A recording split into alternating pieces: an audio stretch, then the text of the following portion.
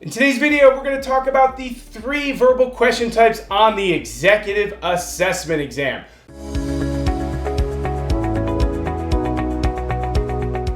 That's sentence correction, critical reasoning, and reading comprehension. We'll give some tips on how to study for them. So by the time you're done with today's video, you'll have a great idea what's tested, how to study for it. I'm Jeff Miller, Head of Instruction here at Target Test Prep. Let's get going.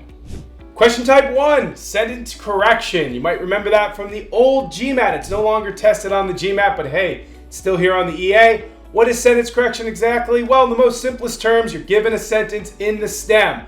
Part of it or all of it is underlined, and you need to see if that portion of the sentence is correct or incorrect. Now, the answer choices are multiple choice format, A through E. The first answer choice is the exact version of the sentence in the question stem. So if the sentence is written correctly, that's the answer. Otherwise, you're going to look at variations of the underlined portion of the given sentence, and one of them has to be correct.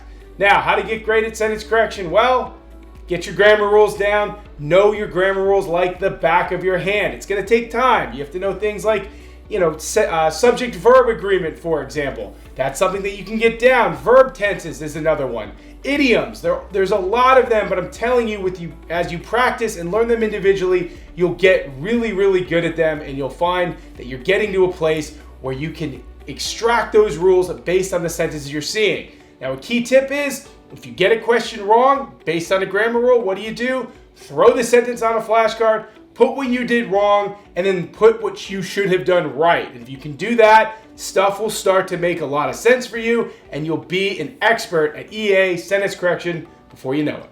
All right, let's talk about the second type of verbal question type on the EA, critical reasoning. That is on the current version of the GMAT, and that's about 100-word stem that's testing your ability on to evaluate and deal with arguments. Now, there's certain ways that you'll have to answer questions, things like what strengthens the conclusion, what weakens the conclusion, find a paradox, find a conclusion, where's the assumption. So a good way to get great at those critical reasoning questions right off the bat is understanding the components of the argument. Can you find the assumption? Can you find the conclusion? Can you recognize what the premise is? Things of that nature. And if you can do all that, you'll be in a great spot with critical reasoning. Another great way to study it is do topical learning like we have in TTP. Do all your strengthening questions, all your weakening questions, all your assumption questions, so you can get the micro skills down that you need to answer that specific question type. Now, the good news is, as you do that, your macro skills will improve. So by the time you're done with all of that topical learning with critical reasoning, you should be in a great spot to crush those guys on test day.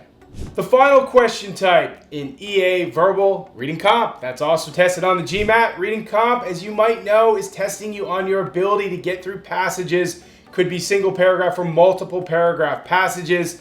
There's specific ways to deal with those that are a little bit different than critical reasoning, because here's the deal. Those reading comp passages, they're packed with information, right? So what is it testing you on? Well, it's testing your ability to get through a passage, understand what's being read, and then answer questions based on the passage. Still in the multiple choice format, but you're going to have to answer things like, what's the primary purpose of the passage? What's the main point? What is the differing opinions between 2 different authors in the passage? So it goes from broad to specific. Now, tips on how to get great at reading comp. Well, first and foremost, you have to find an efficient way to get through those passages without draining all the time on your EA and without just rushing through it. So where's the middle ground? Well, you read through it, you read with purpose, you read for understanding, you take shorthanded notes when you need to ensure that you're understanding key details and to allow yourself to go back to those key details when asked specific questions. You don't read the passage based on what the first question is. That's not going to be helpful. You read it in totality, and then you deal with the questions, the 3 to 5 questions that follow. And if you can do that, you should be pretty darn successful at EA reading comp questions. All right, so we've talked about the 3 types of verbal questions you can see on the EA, some general advice on how to study them. We talk about this in a lot of different videos with all of our different prep. It's the topical learning approach. In fact, we talked about it earlier in this video. But you want to do topical learning. You don't want to jump from a sentence correction to a critical reasoning to a reading comp question all in one study session. You want to first learn everything there is about sentence correction and then practice it. And even within sentence correction, get it down to a micro level. Learn everything you need about subject-verb agreement, Practice it, rinse and repeat with other sentence correction topics. We talked about it in critical reasoning. You want to do that too. Learn everything about weekend questions. Practice it. Everything about assumption questions. Practice it. Now, reading comp's a little bit different. You can't get as granular with it because you're taking an entire passage and you just have to deal with how questions are being asked based on that passage.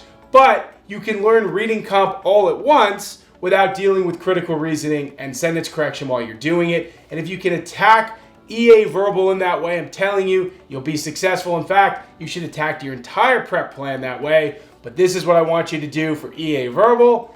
And if you can do that, you should be able to crush that section on test day.